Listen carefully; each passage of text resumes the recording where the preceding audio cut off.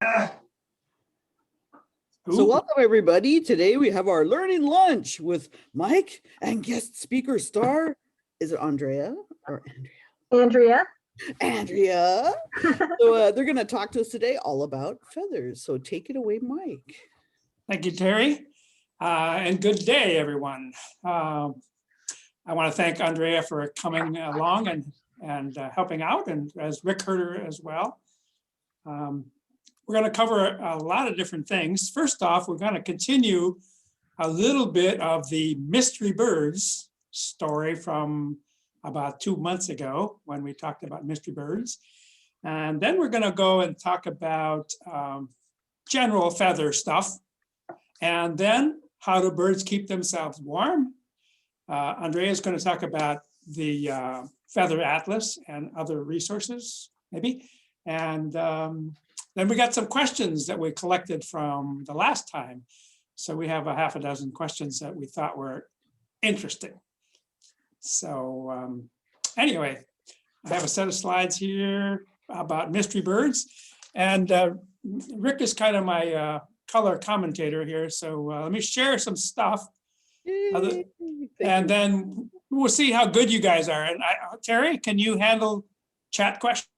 Yes, I will keep an eye on the chat. So if you guys come up with something, just throw it in the chat and then I'll interrupt them and be like, okay. You're welcome. Anybody's welcome to chat away at any time. So let's see, share. Okay. Can you guys see that? Yeah, that looks good.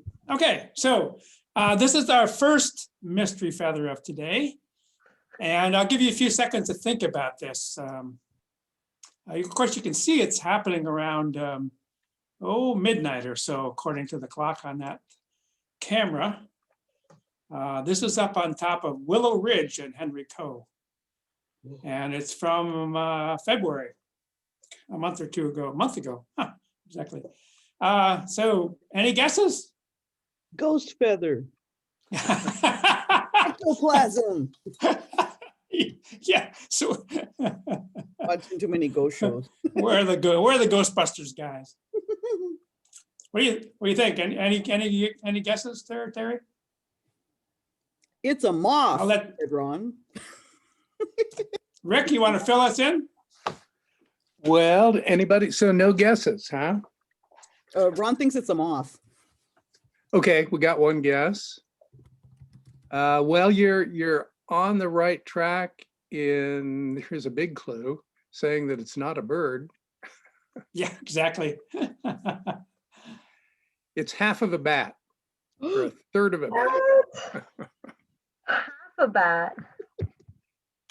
Yeah, this is typical of the pictures we get a lot of times when you're taking shots from a game camera.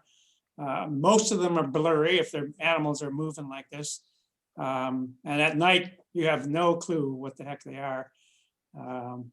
We get pretty good shots during the day, but at night, yeah, I did get owls. If you look down at the bottom here, next to the Bushnell label, I've had a screech owl land in that spot and hang out for a couple of hours. And I should have put that up there too, but I didn't. But anyway, onward. So the next picture, I think we should figure out which button to work here. I usually go down to the bottom and use the arrows that show up. Yeah. Where are they at? Oh, over here. These arrows. Okay. How about that one? So just a little background. This is also on Willow Ridge. It's way down at the end towards, down below here in the back is China Hole. You're on top of Rat Spring here. And so this was taken in December. After the fire, of course, look at the fire got burned through here, and this is what's left. This was all chamise before, but anyway, back to the bird. Any clues? Questions? Ron saying corvid. Hey, right on track. Good shot.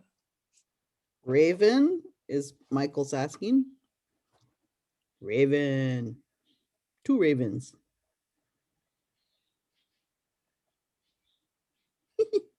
Okay, no more guesses? Okay, Rick. I can flip to the next slide if you want. Yeah, Mike, I have to say, this one is not too hard for anyone who's who's into birds anyway. Okay, We're still seeing the same picture. okay, now. how There about we that? go. Okay. There we go. So the raven has the big honking beak and those interesting bristly feathers that are a lot longer than yeah. above the crows. Yeah. I also noticed he had an overbite here. Yeah. Needs some dental surgery here. And you mentioned the shaggy feathers, not too apparent in this picture, but there are times when the throat feathers kind of stick out Yeah, straggly. And of course, if they're in flight, there are other feather cues, like the tail is a very good cue yeah, for yeah. the wedge-shaped tail. Right. Yeah. Ready for another one? There was one question about the first one is how did you know it was a bat? Well, I'll let Rick guess that one there. Oh, he went away. No, I'm back. Well, you know, Mike showed these to me and I was guessing just like everybody else, but it does look furry. I mean, it does not look a moth. Well, for one thing, yeah, it's really hard to judge size, Yeah, but that looks like there's a head there. You can see the wing is not totally flat, the way a moth might be.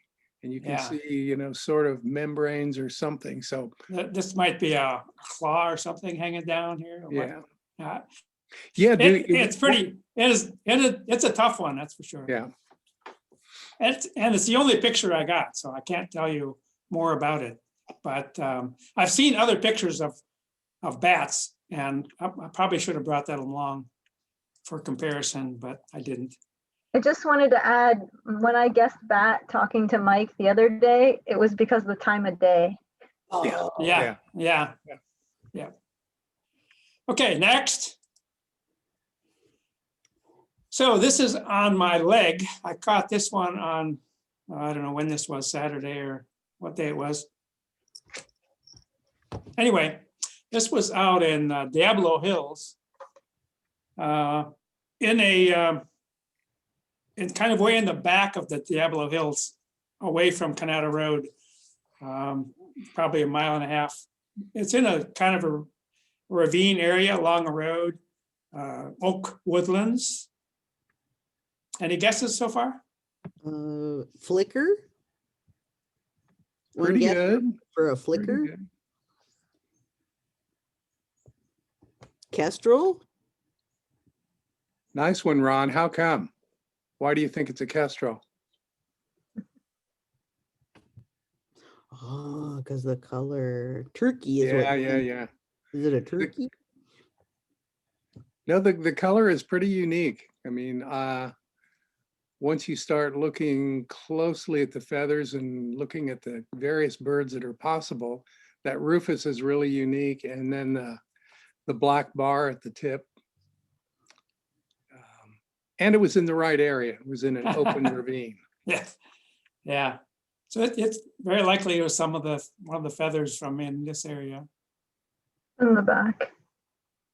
or the back, yeah. Although the back is a lot more this color. Not as, Fall out anyway. with a black dot on it. Woo.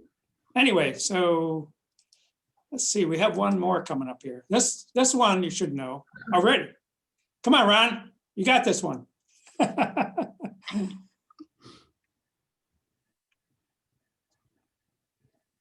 Everybody's shy. Anybody have any ideas where on the bird this might have come from? Flight feather? What Ross was says that? it's a hawk. I was thinking a flight feather, but Yeah, that's- flight. Yeah, it's a flight. Why is it a flight feather? pointy. It's very asymmetric. Yeah. Yeah, the leading edge is really narrow on this vein and the back vein is pretty wide. I got another one here. How about this one? different, quite similar, but different color. You can see the size here, about 14 inches or something, I guess. Here's another one. Aha. Is what that looked like. There, you got them all. All those came from the same bird? I hope not. No. Because I realized I didn't. Oh. But this is a bird that, you know, you will see, I think you see these feathers more commonly than anything else in an oak woodland. Yeah, the thing about these feathers is they're very, there's a lot of melanin in here that gives them the dark color, like this upper one here. And that means that they're also very strong and very stiff. And so they'll hold up out in the environment. They don't break down very quickly, like a lot of other downy feathers, whatever, that you just hardly ever see. So did we get an answer then? Any guesses? I know what it is. What is it? Oh, it's a turkey. All right. Yeah, you got it. This is the one that when you're new, you go, oh, wow, I found a hawk feather. And you get all excited. And they're like, "There's a turkey." Well, You don't think of these being very barred, but look at those wing feathers. That's where those that heavy barring comes yeah, from. that's where this comes from here. It's kind of, and I was telling Terry earlier that we heard him out here this morning, and I saw some this morning, already in the mating season. I saw 8 or so females and 1 male together. So it started. Okay, let's go to the next presentation, and we'll come back to this. I think there's some other stuff here, but we'll come back to that in a minute. So I think you need to unshare. There you go. Unshare and then reshare. Unshare and then reshare. Huh? Okay, so this is what we want to talk about. So, what? Did I grab the wrong one? No, just Not that one. That's I mean- so that wouldn't go. There we go. This one. It shifted on me when I wasn't looking. Okay, I give up.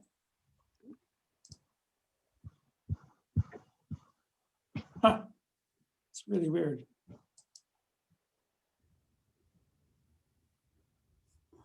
That says mystery feathers. Has it got 2 of them? Oh, okay. For some reason, there's 2 of them. I don't know what that means.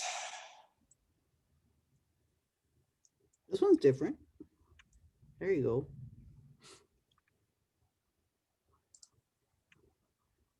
Oh, you're in the way here. Stand by. So the next thing I wanted to talk about and cover is something about feathers, just kind of a background to and a lead in to why birds want to stay warm in the wintertime. So that's kind of where we are. Let's see what we got here. So bird feathers are engineering marvels. And I've been playing around with that a little bit. I'll talk about it some more later. But their design and their structure. There's even a paper I was reading about here called Bioarchitecture of Feathers, which is way too complicated. And it's got way too much calculus in it for me, but interesting. I want to talk about this amazing adaptation of downy feathers, particularly, but all the feathers in general. And then all of that wraps into, how do they stay warm? How do they keep from freezing out there? And next couple of days is going to be interesting. But I have a question while I'm here. Has anyone heard anything about the feather of the birds in Texas during the last major freeze? Do we have a major die-off of birds in Texas? Has anybody heard anything on that? looked. Nothing? Not Oh. yet. I would think that there would have been. So anyway, so birds have these amazing things called feathers that they evolved with over the centuries.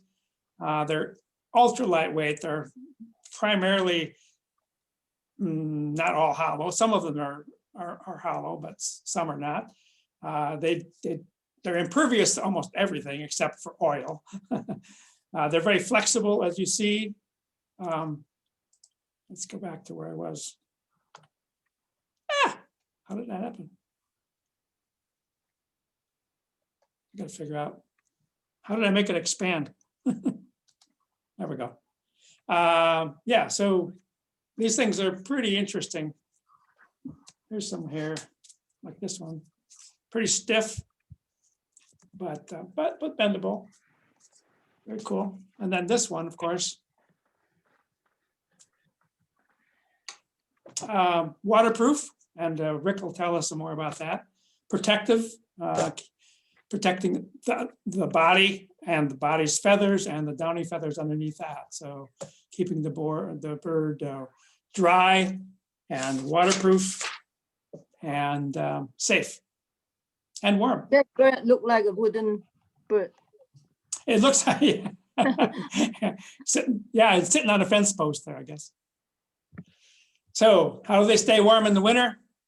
Well, they can leave and go someplace warm. They can eat more, which we can all do as well. They could jump into the hot tub in the backyard or into your heated water. If you got a water heater out there, snuggle up to the fireplace, grow more feathers. They do that as well. Birds are endotherms like we are. They need to generate their own body heat, and they need to maintain a stable temperature, which is somewhere between 104 and 112 degrees. And so if they're going to stay warm, they're going to have to eat something. They're going to have lots of feathers. And so I think I have a picture here. I think Andrea was laughing at all my crazy pictures. Yeah, so what else do birds do to keep themselves warm in the wintertime? When it's 20 below zero, man, it's cold. 2 pairs of gloves are not enough. So anyway, feathers are made out of a protein, keratin or beta carotene, similar to your fingernails, although they don't continue to grow forever like your fingernails or like your hair. They're pre-programmed, like genetically programmed to be a certain size, certain shape, and a certain color. And it's pretty amazing how that all happens. They grow to the right length and they stop growing. They grow from areas of your skin that are called tracts. And some areas have tons and tons of follicles and feathers coming out. Some are pretty bare. And we'll look at that in a bit. Some birds have lots of feathers. Bigger birds, of course, have bigger feathers and more feathers. Smaller birds have less. Birds that live, up the Arctic Circle are going to have more feathers. Birds that live in the Amazon, probably not so many.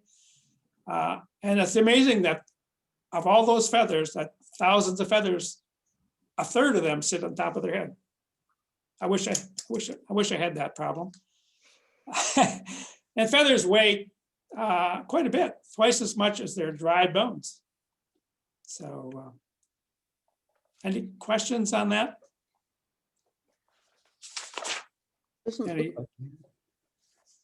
Yeah, we're going to take a look at basically 2 different kinds of feathers. It's going to be the pennae feathers, which are the flight feathers and outer body feathers, and then there's going to be the plume feathers, or the downy feathers that are underneath that.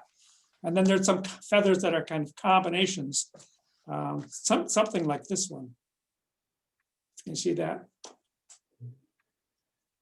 There's down all the way up through here, and then a nice tip on the end. Combination, kind of either a phyloplume or semi-plume. So there's feathers all over the place, and we're not going to talk about where they all are, but just give you an idea. On the wings here, the white stuff is basically the flight feathers, the tail, of course. There's coverts underneath here, under the tail and above the tail. And we looked at feathers earlier from all different parts of the body. But we said there was lots of them up on the head. Let's see, what do I have here? Yeah. So parts of a feather. So there's five major parts here. There's going to be the vane, which are these pieces, this major long piece on both sides of the rachis, which is down the center. This is the main stem. This is a structural tapered beam that is thicker and fatter and stronger and stiffer here at the lower end, and then tapers out to the end. So if you're looking for some structural analysis to be worked on, there's plenty to learn here. Along the side, there's about 1,000 of these things called barbs and barbicels and hooklets that the hooklets latch all these barbs together and form this nice, smooth, strong, functional wing. There's something called an after feather, which I know nothing about, but apparently there's an after feather growing in here, which I think comes out of the same follicle, but the experts can tell me more about that. There's a hollow shaft on many feathers, but not all. So we'll take a look at that as well. But here's a dissected turkey feather that shows that the center is actually a foam core. And so the hollow shaft part is really only, on this particular bird, it's only the first inch or so that's hollow, the calamus that sits into the bone. So I took I took some other feathers and kind of clipped them apart and looked at them, and some are hollow quite a long ways into the feather, but so I don't know the reason behind that, other than the fact that this foamy stuff in the center provides some good insulation, like the insulation in your walls of your house. So Probably a weight adaptation too. You want to lighten those heavy feathers. yeah, Those bigger feathers. yeah, and I'm sure that this foam core in the center was going to have some strength to the feather. And then, of course, the other thing that's always interesting on the back, if you look at the back side of the feather, you've got this impressed wrinkle in there that actually is a kind of a double reverse triangle that provides structural support and strength to the feather. So really interesting. Some of the other feathers you see are like these little guys here are perfectly round, and there's no depressed triangles in the back of these guys. They're just round. So anyway, let's see, what do we got? Okay, so we have a bunch of different feathers. We have like 7 different kinds. The tail feather, pretty straightforward. The vein is going to be, the rachis is straight down the middle. The veins are even on both sides. And there's a little bit of down right down here by the body, but the rest of it's all panaceous. The wing feather, as we've been looking at wing feathers, they're going to be uneven. The leading edge here is going to be much narrower than the trailing edge. There's a little bit of down at the bottom here. And yeah. So, and then we got the fun stuff, the feathery downy ones, the semi-plume, which I don't have a semi-plume here. I have one right here. That's not really a semi-plume, it's contour feather, I guess. But there's a lot of downy feather pieces here. And of course, these downy parts don't stick together like the upper part here where all the barbs and hooklets are. Down here, there are no hooklets. They don't just, the idea is that they fluff up and don't hook together, so they provide air spaces so that there's a place to insulate, that air that basically insulates and isolates the body from all the cold weather. So we have semi-plume, which is basically pretty much all down. The contour feathers are going to be the part that's green or blue, whatever that color is going to be body feather. That's going to be the part you see on the outside. The downy part is going to be the underneath there somewhere, hidden by another contour feather probably. And then down at the very bottom, right next to the skin, are going to be pure down. And there's nothing, they're just disorganized mess the way they're supposed to be. And then we've got some other feathers, this phyloplume, which is interesting. It's kind of like a bristle. And here's a bristle over here. We saw some bristles earlier when we were looking at those raven on the side of the raven's beak and around their mouth. Bristle feathers mainly, I guess, keep things clean and, I don't know too much about those, but the phyloplume have an interesting role, we think, at least that's what I've read, is that these phyloplume feathers are kind of spread around the body in various locations. And they're maybe, we think, or maybe you can correct me if I'm wrong, but we think that they're used for sensing the positions of other feathers. So if the feathers like on the wing or on the tail are not correctly aligned, the bird will sense something through a phyloplume probably, and then go back there and do some preening and cleaning and reorganizing. So the feathers are nicely arranged, ready to go, keeping them warm and ready to fly.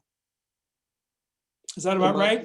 One use of the bristle that's pretty well known is flycatchers and whippoorwills, porwills, birds like that. The bristles are supposed to help them catch the insects. Ah, They're right up front at the beak, and they kind of face forward and help mhm. guide bugs into the mouth. Oh, yeah, that's a good point.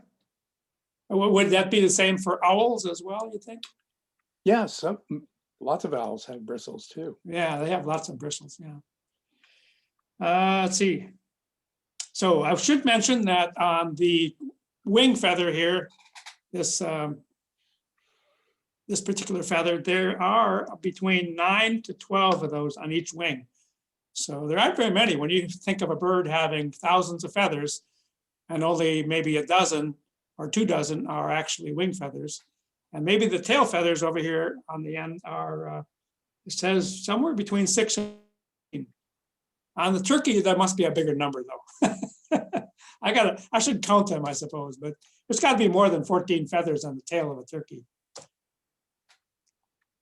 Something for me to work on? Yeah. More research. Okay, any questions? No, huh? Okay.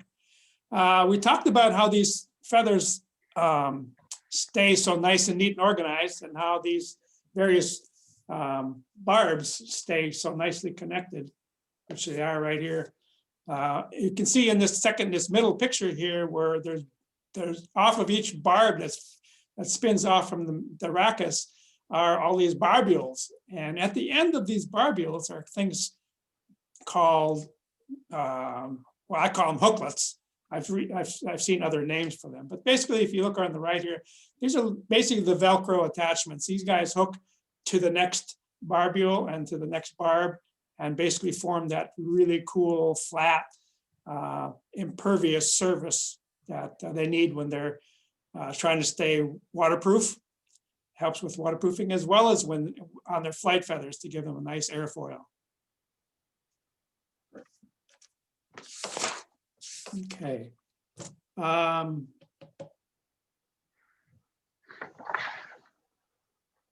Yeah.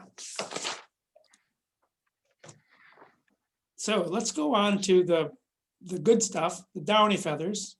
So these are the little rat nest feathers. They look like they're completely disorganized, and they are in purpose, right? There's no hooklets here anywhere. There's lots of barbs and barbules, and you can see on this picture here on my right side, there are in these barbules, there's going to be little nodes, and between the nodes there's little internode junction, internode segments, and each of those nodes, I believe, has pigment in it to give it some pigmentation color. And so I don't know much more about that, other than I've seen some pictures of nodes and pictures of the junctions and stuff like that. But there's no hooklets out here. So these things are going to stay kind of ratty looking. They're going to be puffy. The birds can actually fluff them up and make them more fluffy and hold more air around the body. And so this is where they get where they hold their warmth in through the structure of the downy feather. So I do have a little quiz here. And I was going to ask you guys, how many feathers do you think these guys have? So here on the left, I listed a bunch of birds from small little guys like hummingbirds to bigger ones like penguins and eagles. So, and on the right-hand side are some random numbers. There's actually two numbers there. One on the left is the feathers they would have during breeding season. And those are the colorful feathers, the distinctive, you know, hey, I'm the chief, I'm the strongest, biggest, baddest male in the neighborhood. And so anyway, that's going to be two numbers there for that. On the right side is kind of a fall molt number. Oh. Nobody I know.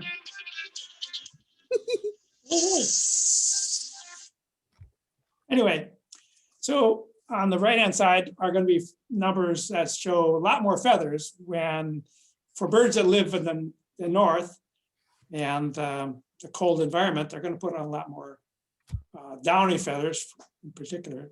Probably not more, probably aren't going to add any more tail feathers or wing feathers, but they are going to put on a lot more downy feathers. Anyway, so anybody have any guesses here on what could be this? How many of the feathers might this hummingbird have? Number 7. Which one?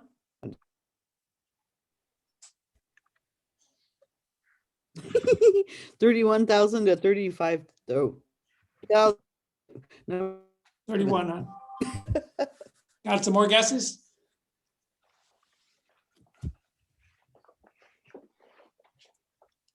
Well, think how tiny is a hummingbird? Under 1,000, 6. Under 6, number 6. I like it. Okay, what's the number? How about the swan here?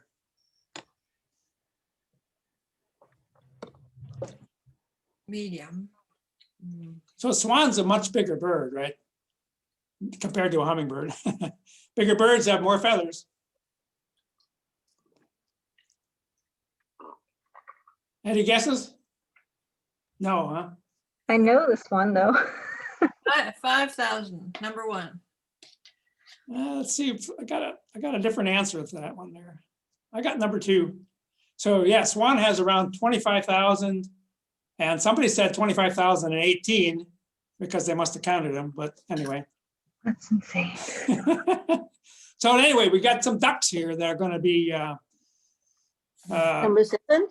They're gonna migrate because they can't necessarily stay up in the north, so they'll migrate south. But they live out in the water a lot, so they're gonna need some Number 1. waterproofing. 5,000. Any other Number answers? I think Ron's guessing number 4. Number 4. I think Ron's pretty close. Let's try that. Ron's pretty close. Yeah, number 4. How about the robin? It's a migrator, right? Any guesses there?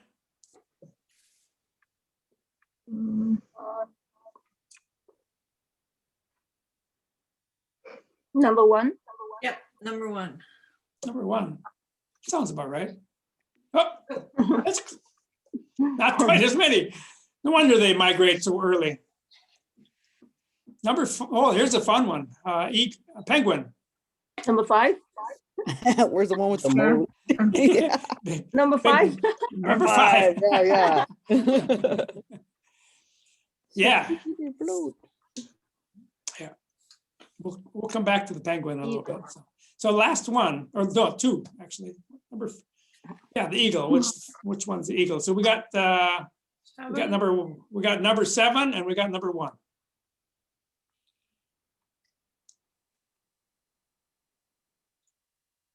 One. Yeah, you got it. So yeah, eagle is quite a bit bigger than a house sparrow. So in case you're wondering where all those feathers go and where they all fit in the bird, here's going to be the tail feathers are here. The flight feathers are going to be right in here. The bristles are up around the beak up in here. And the contour feathers cover up most all the body. And everything else is going to be underneath, hidden by the contour feathers.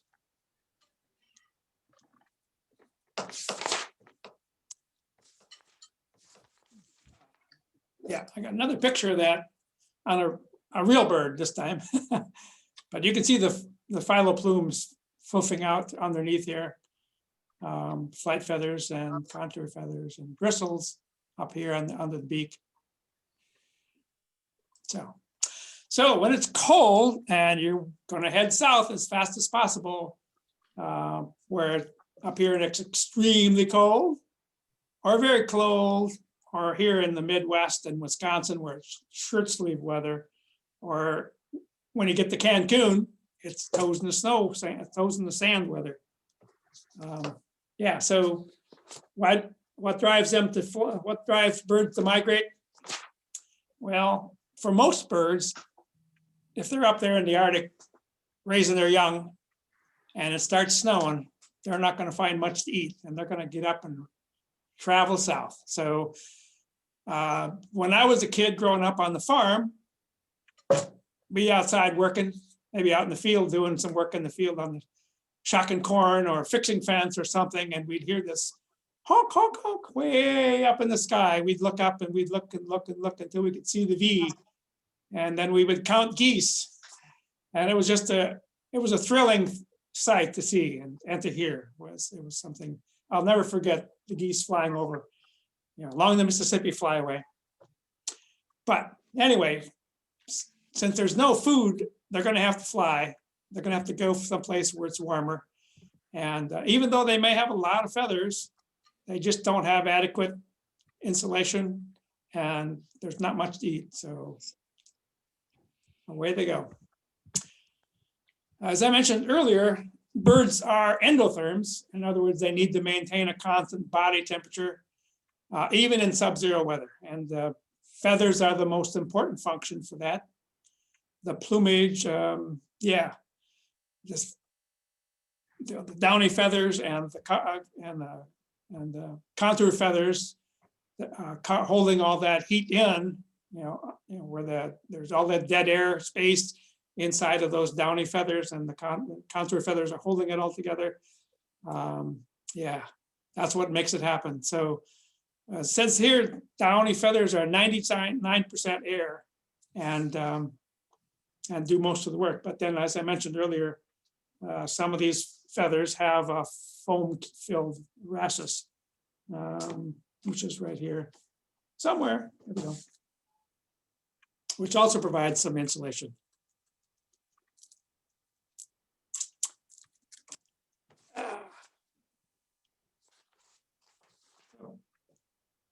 Let's take a look at downy feathers a little bit. What happened there? Oh, okay, there we go. I wanted to show you that I did take apart one of these turkey feathers. And so you can see the foam-filled center here. And the outside edge has got the heavy melanin pigment here, providing strength. But this is a lot of insulation in here. In fact, there was a note about that being this foam center core here was inspiration for the engineers designing the heat shield for the shuttle. They designed this kind of foam. Somehow they did that, but I don't know exactly how. Again, I mentioned earlier that this is a structured taper beam. Basically, it's fatter, thicker down here. It's kind of hollow the first inch or so. Then it's foam filled, and it tapers all the way out to the end, and makes it nice and flexible, but very stiff and strong. So that's what you need if you're going to be flying 7,000 miles or whatever. Yeah. Any questions on that? No. Okay. So more downy feathers. We talked about the semi-plume and phyloplumes that keep the birds warm. the lower ends, as I mentioned, are going to be downy as well. So you can see downy stuff here on the ends of these phyllo plume. That's enhances the heat retention of the pure downy feathers. They're all designed to keep that heat in, keep that air close to the body and not let it escape into the environment. They have a central rachis, but it's really pretty small and it's pretty flimsy looking. It's pretty flexible. But anyway. Any questions on downy feathers? I have a Just a time check. We have about 20 minutes left. Okay. So this was the turkey feather I was showing you earlier, which is, has quite a bit of down on it. There was a story, a discussion on one of the sites I was looking at where, depending on when this phyllo plume is, when this phyllo plume is actually grown, as to how much of the length is going to be down and how much of it's going to be actual pennaceous. And so in some it showed that this was really only about half this distance. I haven't seen those yet, but I haven't looked at a lot of feathers either. So I talked a bit earlier about feathers and where they come from, where they start. Here's a little guy, 1 day old. I think this is a bluebird. You can see some feathers already growing along the back here and on top of the head. Not so much down here on the old drumstick, but that's only a day old. So after the couple of days, like a week, you can see the feather tracks showing up along the back and then under the wing, and then on the wing, you can see the wing feathers starting to grow out. And the head pretty much covered. So yeah. And then there's a bunch of bare spots on here, which really fill in later on when they get cold, when they put that other molt on. There's going to be a lot of downy feathers in this area here. And then after about 2 weeks, the feathers are pretty much grown out. You can start to see that this is actually looks like a bluebird. And you got some pretty nice wing feathers under here. You can see a bare spot down below, a lot of phyllo plume sticking out and some downy feathers not yet covered, and kind of disarray because they haven't figured out how to do any preening or cleaning yet. But they're getting ready to fly. So within a few days, they'll be flying. I did not get a chance to go out today, but usually Monday is my Bluebird Monday. And so on Bluebird Monday, I go out and check my 11 bluebird houses. And last Monday when I went out, I had one house with a nest almost completely built. And it was surprising because it was a little early, I thought. But I've been doing this for about 17 years, I think. Well, the first few years I only had like 5 houses, and then I had the grandkids came out here one time, and we thought, I'll get them to help me build bluebird houses, and so they build houses with me, and then I said, well, just for fun, let's paint them. So everybody got to paint them a different color. So I have red ones and blue ones and green ones and yellow ones, and so then the experiment was, do bluebirds like yellow houses more than blue houses, or black houses, or brown houses, or what? And after 3 or 4 years, I gave up. I could not figure out what they preferred, but my general sense is they like pretty plain brown houses. They're not keen on the feathered, flowery looking yellow houses so much. I see them nesting in there, but usually a week or two later than the other houses. So I guess it's, all the other houses are taken. I guess I have to use this one. So but anyway, my bluebird story. And then it's time to go someplace warm where I don't have to put up with all this cold weather. So this is a little guy. I think it's a plover. Judy had a Oh. question. She wanted to know, do you think that they're early because it's a dry year and plants will be drying up sooner? That could be. I did see them out about a month ago, looking for food and looking for staking out their little houses, but they had not started to build anything yet. Yeah, there's not a lot out there right now, but they're finding enough to eat. I guess over the next month they'll fill in the rest of those houses, unless, of course, a tree swallow gets there first. They kind of duke it out between them, and then once in a while, get an ash-throated flycatcher. I've had a few of those, and then last year I had a really feisty wren. I don't know if I showed you the picture of that, but whenever I'd go towards that box and go there to check, that little wren was all over me. It was just chattering, chappering, yakking, and cussing me up and down for coming around his bluebird house. But I think he had 8 babies in there.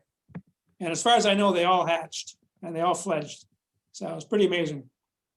Anyway, when it gets cold, like it's going to get cold in the next couple of days, your challenge, don't freeze and don't starve. So, and I'm not going anywhere in this kind of weather.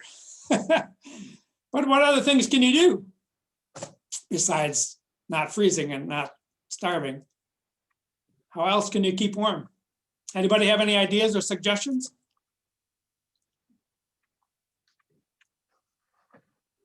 Put on a jacket. What's that? Put on a jacket. Put on a down jacket. Yes, put on, grow more feathers. Yes, that's a good one. That does happen. Will they actually. stay in the nest? No, they're only in the nest when the babies are in the nest. Once the babies are fledged, they're gone. They're not going to be in the nest at all. Rick And saying the that they nest, find shelter and snuggle with others. there you go. Yes, that'll work too. But yeah. So let's take a look at a couple of them. Here's one. I think this was Rick's favorite.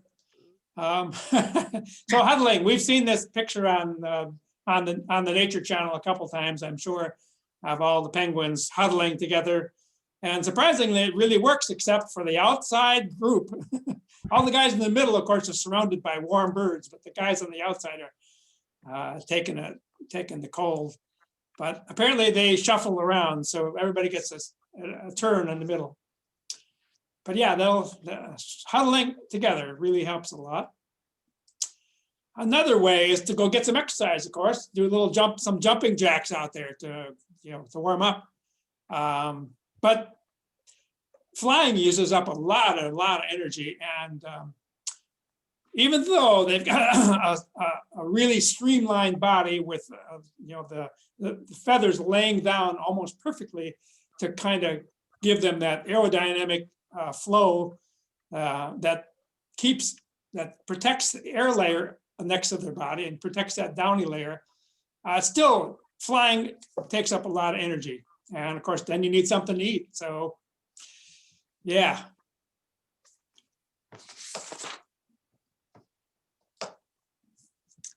What else? Hello. So yeah, what? If you're not going to go, if you're not going to be flying, then you probably want to figure out a different way to keep warm. And one of those is called fluffing up. And you may have seen this before, or not.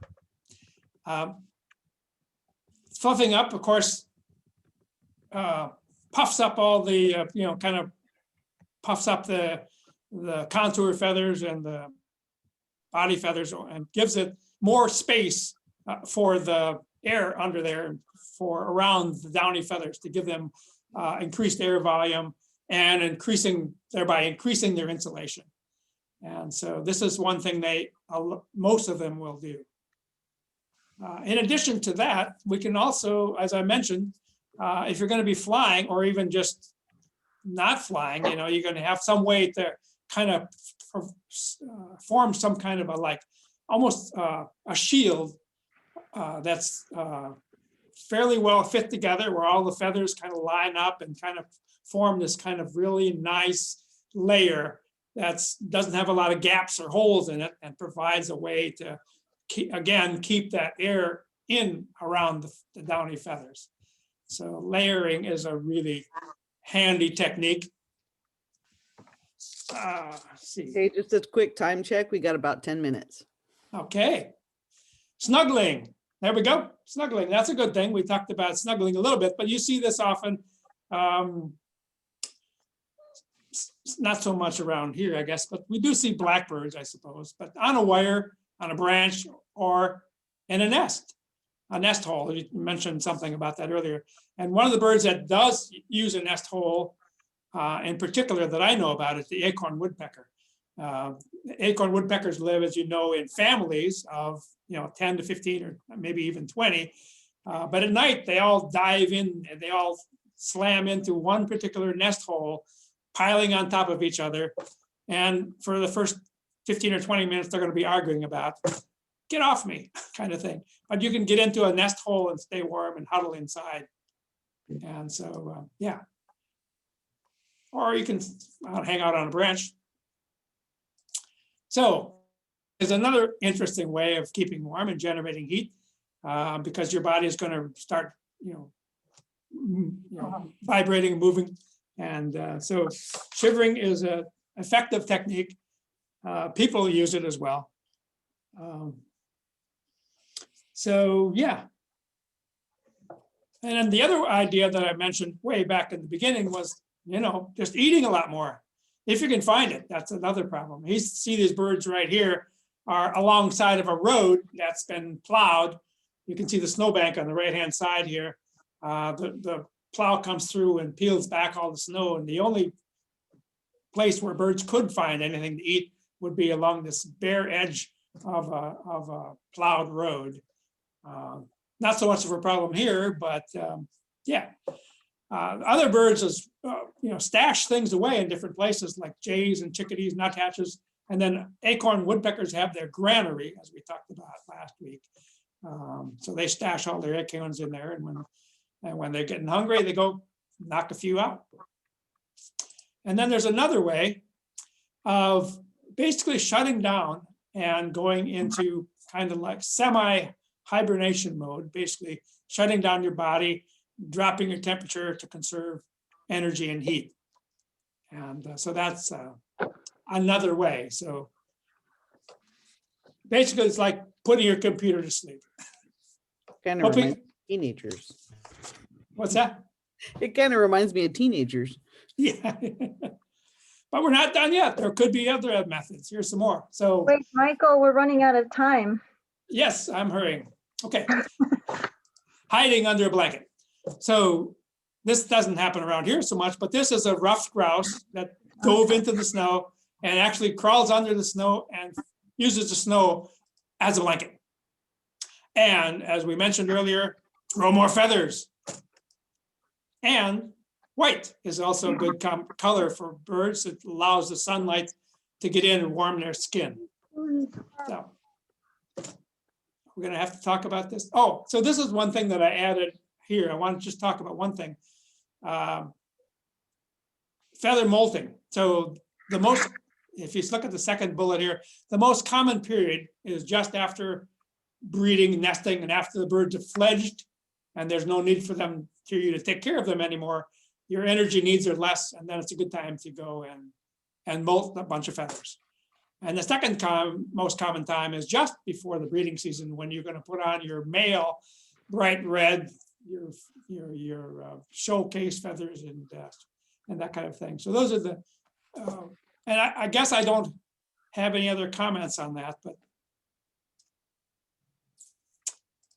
but and then we talked about feather growth. We saw it happening on the bluebird, starting out here at a feather follicle. The barb and barbule are growing from the bottom and pushing up, pushing up, pushing up. You can see it kind of taking shape. The fascius is inside. At the end of the sheath kind of disintegrates, and just falls away. And as it falls away, the feather is completely grown right there.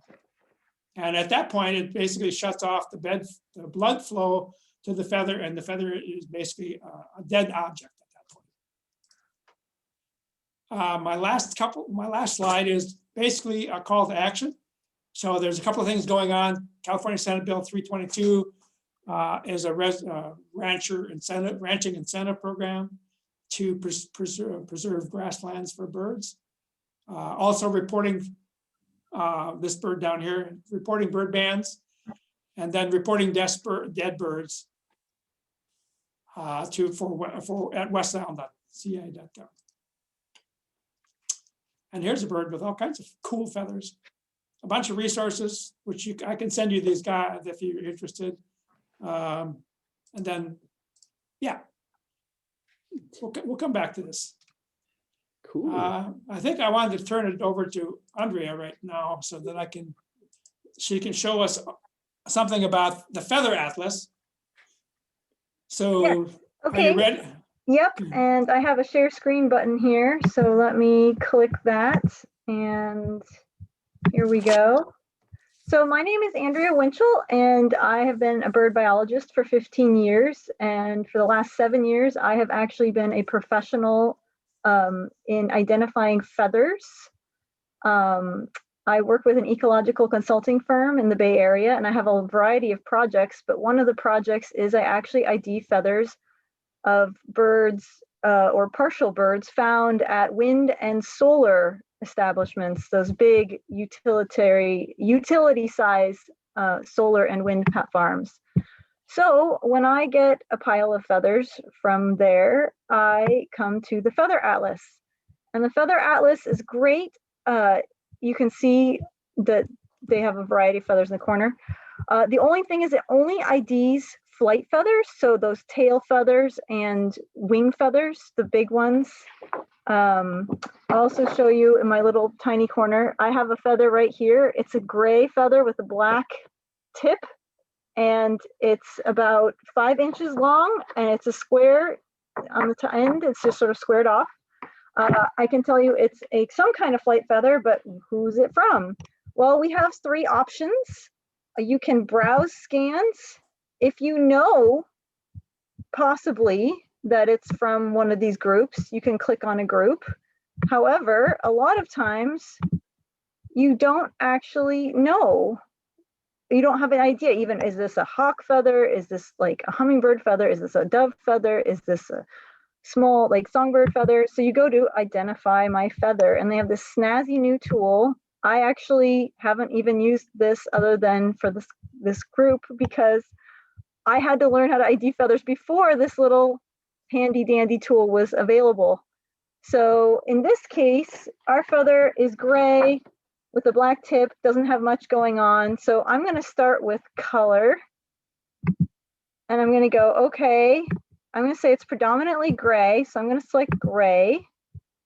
So you can select anything from pink to white.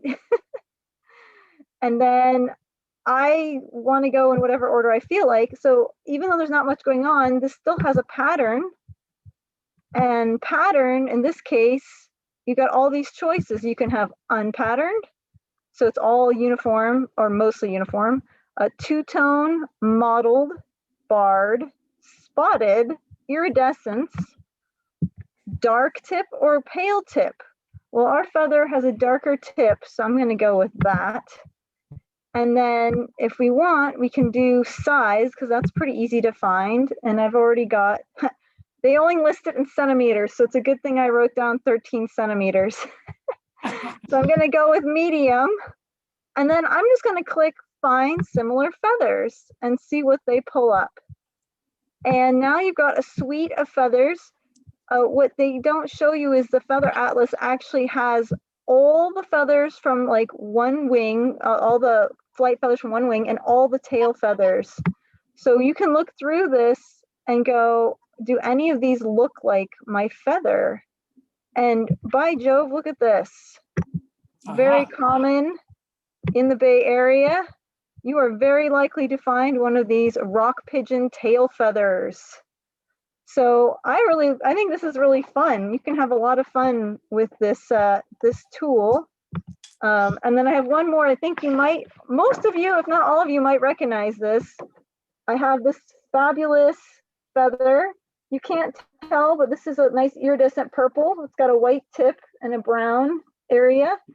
And if we go to, let's see, oh, I guess I have to go back to identify my feather. Oops. And we go to color. I think they had, or not color, pattern. This was cool. They have iridescence right there. And I'm like, oh, let's pick that one. Find similar feathers. I didn't even go through all the other ones because it's really likely a duck. Now, I'm not going to take the time at the moment to look at which duck, but I can tell you this is a mallard feather, a mallard secondary. So it gives you a way to sort through all their birds. Now, they focus on North American birds, so don't give them a penguin feather. Don't give them a flamingo feather.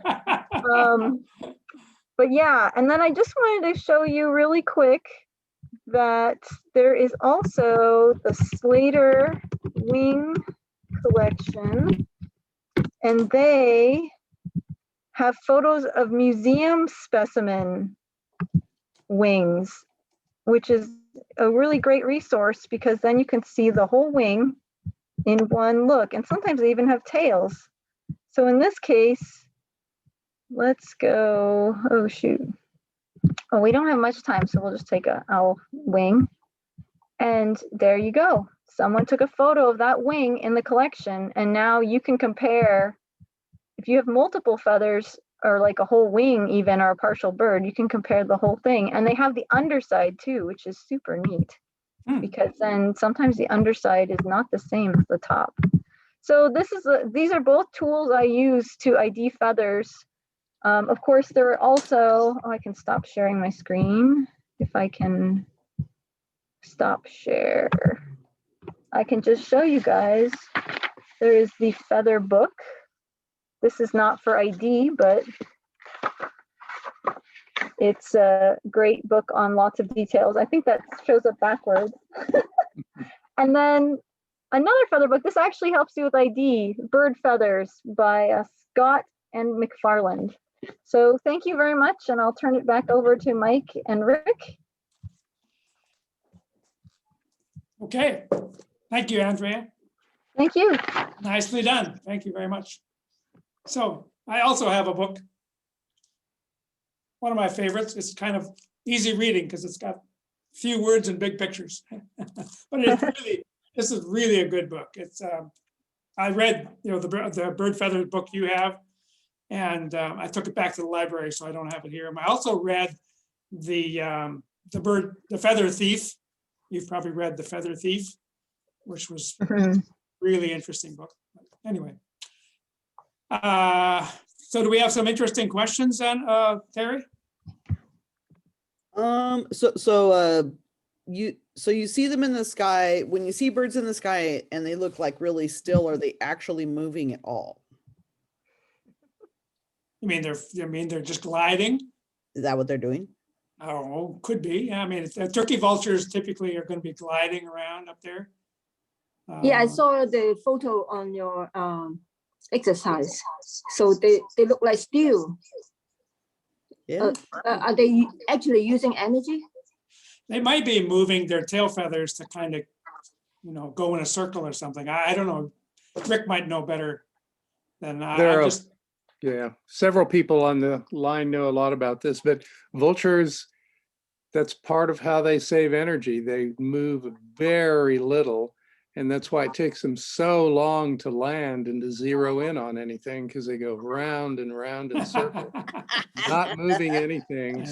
And you compare that with an eagle that is constantly shifting its wings and its tail, and their flight style is just totally different, even though from a distance they look pretty similar. But if you watch this flight style, the vulture is like a bird on a string bouncing around, and the eagle is really mastering the air, moving wings and tail all the time. Yeah, on the opposite end of the spectrum of birds that are up in the air but not moving much, either vertically or laterally or whatever, but are actually really busy. And those would be kites or kestrels. They're going to be up in the sky, fluttering their wings to stay in one position. So they don't seem like they're going anywhere, but they are moving everything in their body to stay where they are.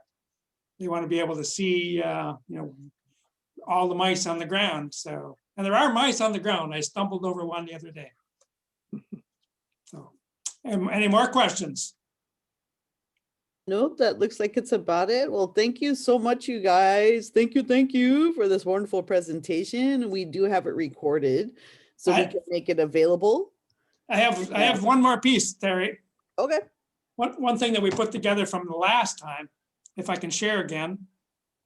I have some other stuff here. We had questions that we collected on our last session. And so these questions are what people sent me the last time we talked about mystery birds. And so we have some questions here. Do birds molt all their feathers or just some of them? And so I think there's probably, the answer is yes. So some birds molt all of them, some molt some of them molt over a 2-year period or a 5-year period or twice a year. So there's lots going on, but it takes a lot of energy too to grow new feathers, just like it takes a lot of energy for elk or deer to grow new antlers every year. Feathers are very energy consuming. And so they'll want to do it when nothing else is going on, like they're not raising birds or they're not migrating. So yeah, so there's a good long answer here. But yeah, as Rick was mentioning earlier too, something about penguins. And the fact that penguins usually lose a lot of feathers over a short period of time. And they're basically become stranded. They can't go out into the ocean to go catch fish because they have no feathers. Well, they have feathers, but not enough to stay warm and dry in the ice cold Arctic or Antarctic waters. So they are kind of stranded. I think other ducks are like that as well. Yeah, the best example around here are ducks, because there's a period called eclipse period where they can't even fly. Yeah. In the fall. So, and a lot of our ducks do that. So how does one particular feather follicle grow 2 different colored feathers, a breeding plumage and a non-breeding plumage? So this was my question. It's not fair if I answer it. Rick, you want to answer that? That's out. They just do it. There are many birds with many different plumages. I mean, they change seasonally, they change with age, they change by sex. I mean, it's very complicated chemistry going on in there. Yeah. Growing the different feathers all from one follicle. Yeah. Oh, I got a question aside from this question. I was thinking about this the other day, that when a bird would lose a flight feather, for example, off of the left wing, and coincidentally loses a flight feather off of the right wing, I had thought it was the same wing, same feather in the same position, or not same feather, but the same position feather. Is that about true? Or have you heard anything like that? A lot of birds do that. You notice in the fall, like you can see crows fly over and there will be a missing feather on each side, and it's probably the same in the same lineup. It's symmetric molt in the fall. Yeah. Yeah. Okay. If a feather gets lost through trauma, does a new one replace the lost feather? Who wrote that? If feather is lost through trauma, so let's say somebody breaks a feather, Try to eat or you gets or lost, something, right? gets ripped out or whatever. Yeah. When does it get replaced? And I think I said, it's, if a feather gets pulled out, new growth will begin almost immediately unless the follicle is damaged. New growth only occurs before the next cycle when they're accidentally lost. So yeah. Yeah. I think that's the right answer. So like pulled out is okay, but not bit off.